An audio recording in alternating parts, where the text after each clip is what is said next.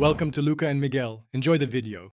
In this video, I will explain how to get the BMW M4 in Car Simulator 2. Start by launching Car Simulator 2 and heading to the main menu. Before you do anything else, make sure you have enough in-game cash. You'll need around $200,000 to purchase the BMW M4. Once your funds are ready, simply navigate to the car dealership directly from the main menu. It's a straightforward process to begin your journey to owning this fantastic vehicle. Once inside the dealership, take your time to browse through the impressive selection of vehicles. You'll want to specifically locate the BMW M4, which is usually found within the sports car category.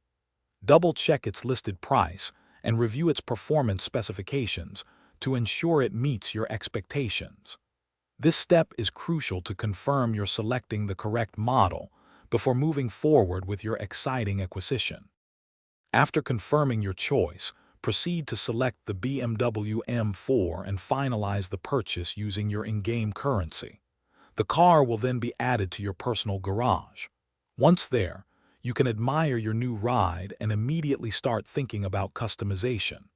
Consider applying some initial upgrades, such as engine tuning or new tires, to enhance its performance right from the start. This will give you an edge.